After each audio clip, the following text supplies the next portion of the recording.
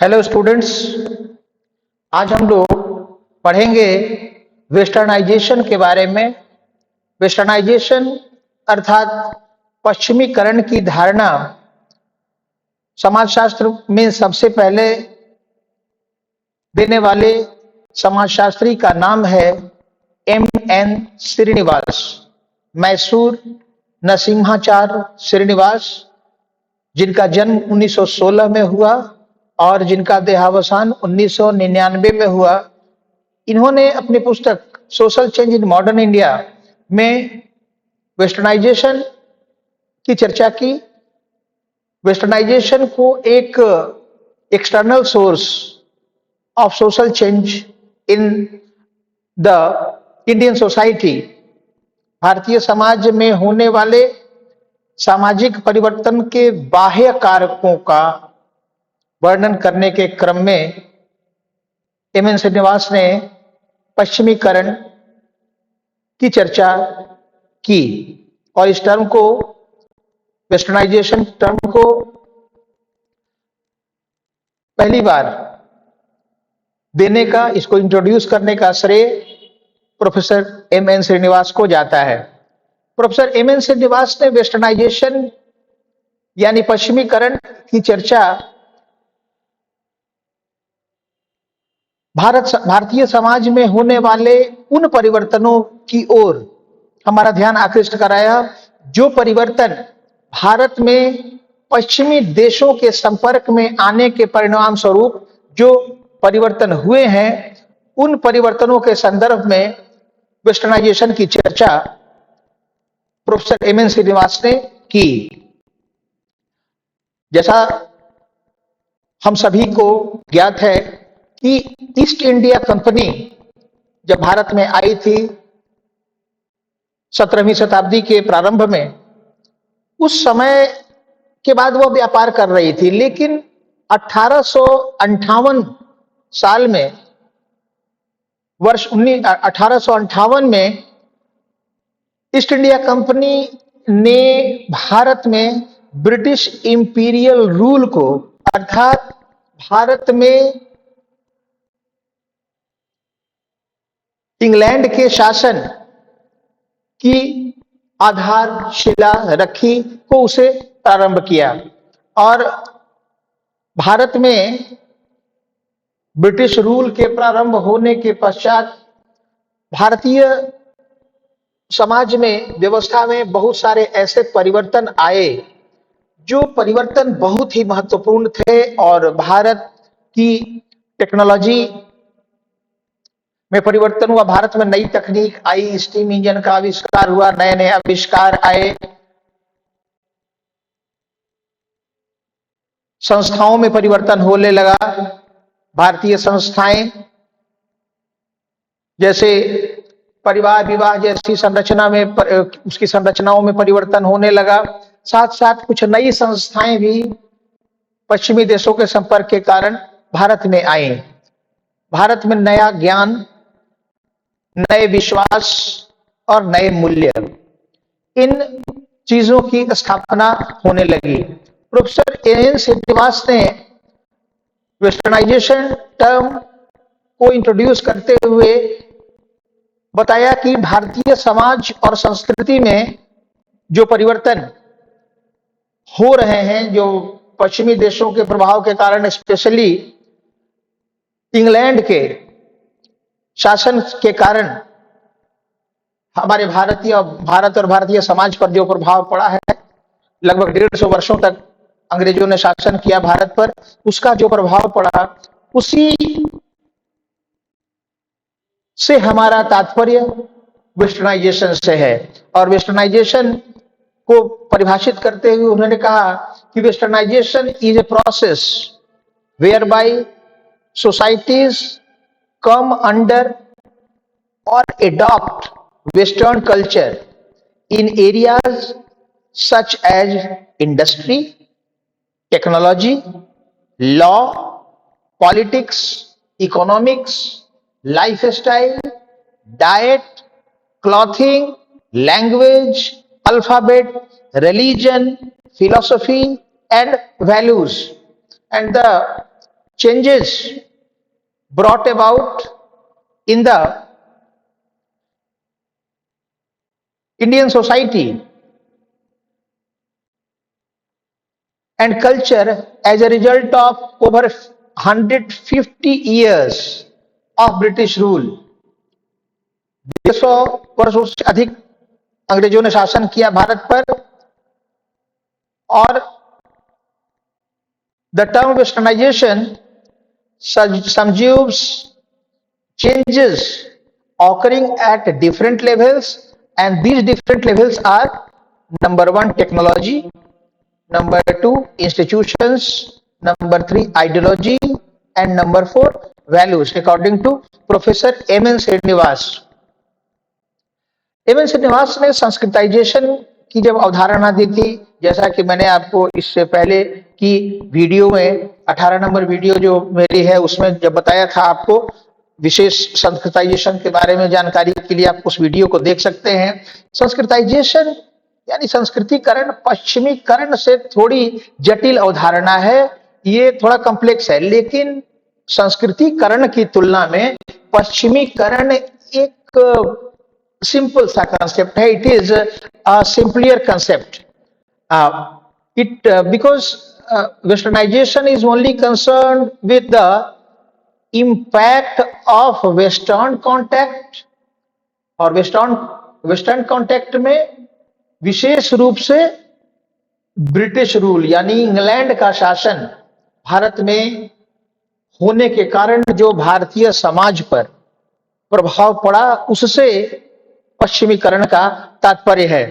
और पश्चिमीकरण के कारण भारत में उद्योग, तकनीक, कानून, राजनीति, अर्थव्यवस्था, जीवन शैली, खान पान, पोशाक पहनावा, भाषा, धर्म, दर्शन और मूल्य, इन क्षेत्रों में महत्वपूर्ण परिवर्तन हुए।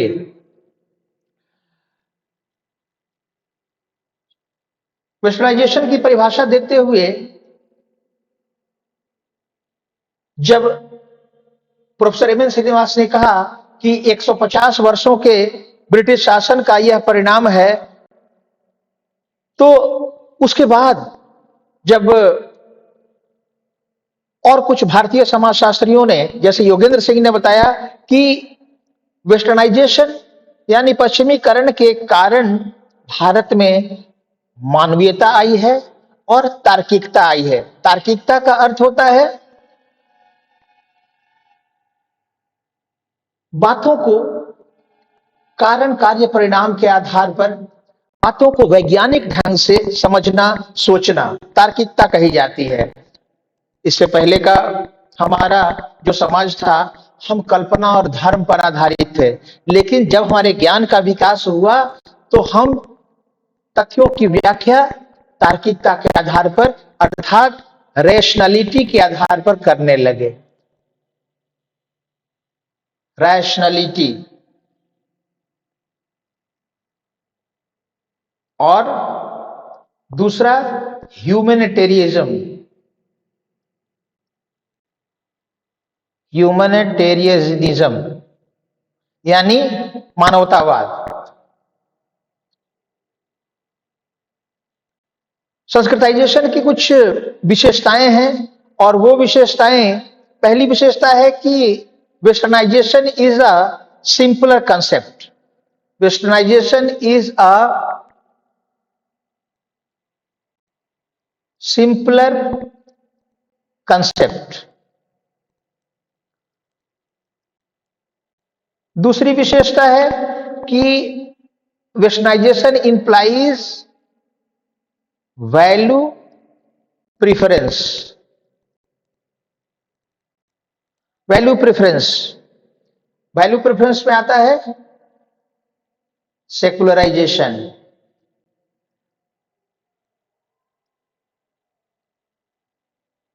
सेकुलराइजेशन, सेकुलराइजेशन का अर्थ होता है धर्मनिरपेक्षीकरण।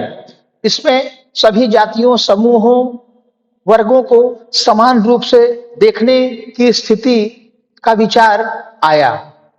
पश्चिमीकरण के परिणाम स्वरूप। इक्वलिटी, आज हम देखते हैं समानता की बात करते हैं, तो इक्वलिटी की ये धारणा कहां से आई है? पश्चिमी देशों के संपर्क में आने से आई है, इंग्लैंड के संपर्क में आने से आई है। साथ साथ सभी लोगों का कल्याण, जनहित, वेलफेयर। आप देखेंगे कि आज भारत में सभी क्षेत्रों में कल्याण की बात की जाती है।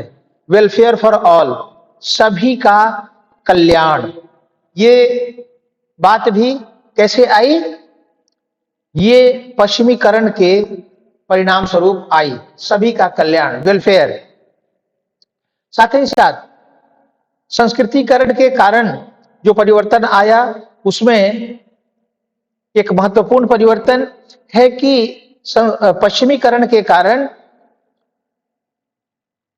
भारतीय सामाजिक संस्थाओं में, सोशल इंस्टीट्यूशंस यानी संस्थाओं में महत्वपूर्ण परिवर्तन आए। सोशल इंस्टीट्यूशंस चेंज्ड, इनका स्वरूप बदलने लगा। पश्चिमीकरण की चौथी विशेषता यह रही कि westernization is a scientific process, जिसमें रेशनैलिटी, तार्किकता का, वैज्ञानिक ज्ञान का महत्व होता है। और साइंटिफिक होने का मतलब होता है कॉज एंड इफेक्ट के आधार पर। हर घटना का एक निश्चित कारण होता है और घटना को कारण और परिणामों के संदर्भ के रूप में ही समझना चाहिए। संस्कृतिकरण की अगली जो विशेषता है वो ये है कि संस्कृतिकरण is a multi level process,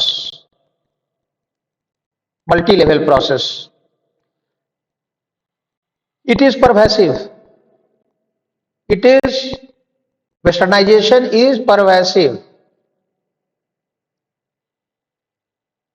Is pervasive. Pervasive का अर्थ होता है ये सभी जगह पाया जाता है। भारत में सभी क्षेत्रों में, सभी जगह व्याप्त है। किसी विशेष क्षेत्र में पश्चिमीकरण हुआ हो ऐसा नहीं है। भारत में सभी जगह, सर्व स्थानों पर, सभी क्षेत्रों में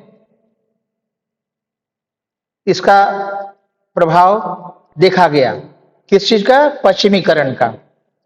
पश्चिमीकरण का प्रभाव सभी क्षेत्रों में देखा गया। इसी को हम कहते हैं परवैसिव।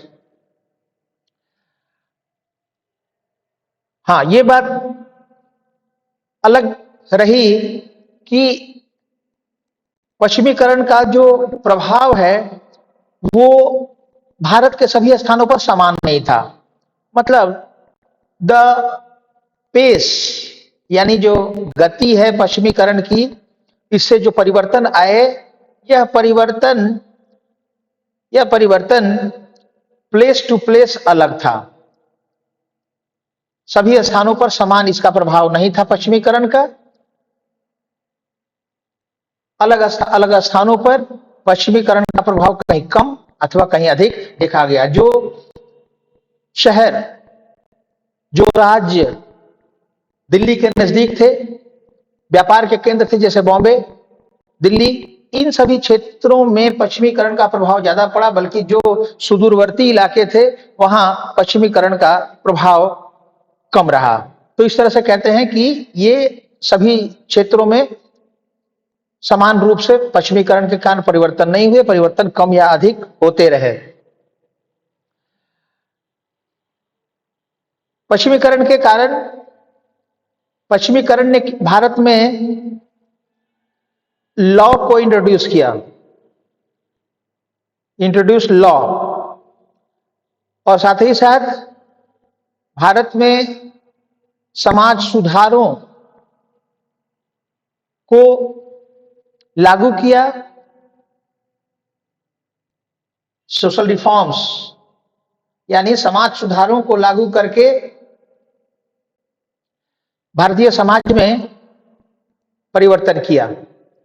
समाज सुधार के माध्यम से भारतीय समाज में परिवर्तन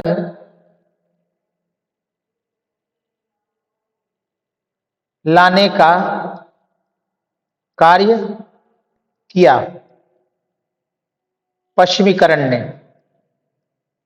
पश्चिमीकरण यानी वेस्टर्नाइजेशन ने।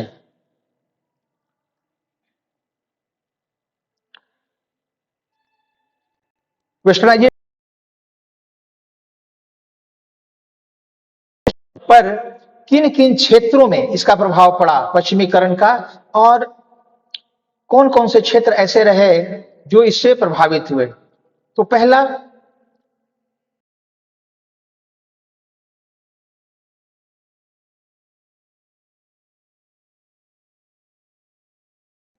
वेस्टर्नाइजेशन यानी पश्चिमीकरण का प्रभाव। तो पश्चिमीकरण के प्रभावों में जो पहला प्रभाव पड़ा वो भारत की जाति व्यवस्था पर, इंपैक्ट ऑन कास्ट सिस्टम। जाति व्यवस्था पर प्रभाव पश्चिमीकरण का पड़ा और जाति व्यवस्था, जाति संरचना में व्यापक परिवर्तन हुए। दूसरा जो प्रभाव पड़ा, impact on marriage. Impact on marriage, विवाह नाम की संस्था पर परिवर्तन पश्चिमीकरण के कारण बहुत अधिक हुआ। और जो हमारे यहां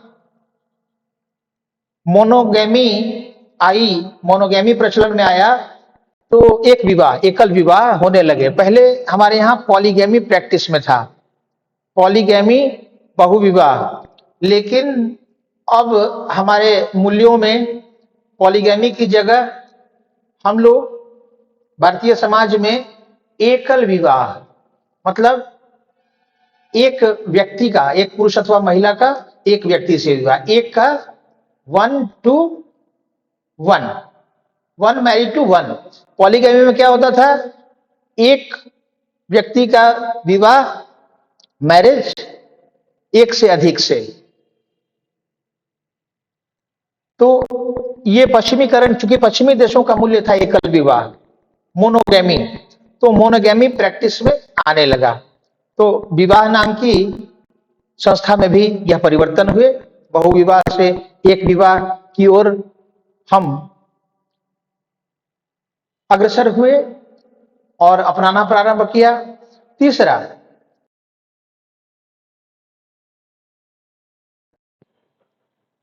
परिवार नाम की व्यवस्था पर प्रभाव पड़ने लगा और परिवार की संरचना बदलने लगी। भारत में जहां ज्वाइंट फैमिली सिस्टम था, अब ज्वाइंट फैमिली न्यूक्लियर फैमिली में परिवर्तित होने लगी, यानी एकल परिवार, एक विवाह से एकल परिवार।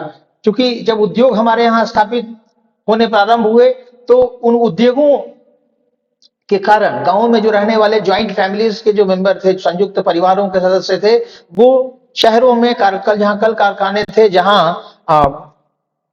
उनका रोजी रोजगार था, वहां अपने परिवार के साथ अकेले काम करने के लिए जाने लगे, जिससे संयुक्त परिवार टूटने लगे। तो यह भी पश्चिमीकरण के कारण आने वाला एक बहुत बड़ा परिवर्तन था, जो भारतीय समाज पर परिवर्तन होने लगा। शिक्षा का प्रसार होने लगा। पश्चिमीकरण के कारण शिक्षा का प्रसार होने लगा, स्प्रेड ऑफ एजुकेशन, शिक्षा का प्रसार होने लगा। पश्चिमीकरण के कारण भारत में संचार के साधन और यातायात के साधन, इनमें काफी चेंजेस आए और भारत में रेल, टेलीफोन, डाक व्यवस्था, ये सब पश्चिमीकरण की ही देन है भारत में, जिनके कारण ये संचार के साधन और यातायात के साधन भारत में आए और विकसित हुए। पश्चिमीकरण के कारण पड़ने वाला छठा प्रभाव यह पड़ा कि भारत में महिलाओं की स्थिति, स्टेटस ऑफ वीमेन, इस स्थिति में बहुत परिवर्तन आया। महिलाएं जहां पहले दमित और कुचली हुई, समाज की पिछड़ी, या फिर कहें कि सेकेंड ग्रेड सिटीजन्स के रूप में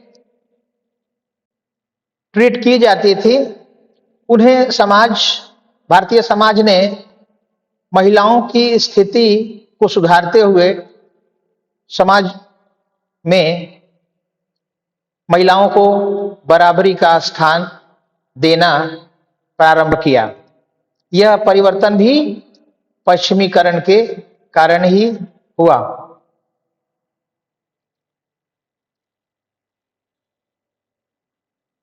पश्चिमीकरण के कारण पड़ने वाले प्रभावों में जो अगला प्रभाव है वो ये है कि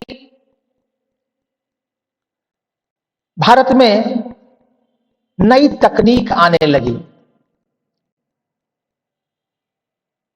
और नई तकनीक के कारण भारत में नए नए कल कारखाने, नई मशीनें लगने लगी और भारत में उद्योगों का विकास हुआ। इंडस्ट्रीज डेवलप्ड, उद्योग लगे, भारत का औद्योगिक विकास संभव हुआ। तो वेस्टर्नाइजेशन संस्कृतिकरण से जटिल अवधारणा है, जबकि अगर हम पश्चिमीकरण की तुलना अगर आधुनिकीकरण से करें, मॉडर्नाइजेशन से करें, तो जैसा कि मैं आपको ये बताना चाहता हूं कि वेस्टर्नाइजेशन टर्म को इंट्रोड्यूस करने वाले का नाम प्रोफेसर M.N. श्रीनिवास है, जबकि मॉडर्नाइजेशन अर्थात आधुनिकीकरण का विचार देने वाले का नाम है डेनियल लर्नर। तो आधुनिकीकरण और पश्चिमीकरण में अंतर है। आधुनिकीकरण is related to our way of life, जीवन जीने के तरीकों से संबंधित है, जबकि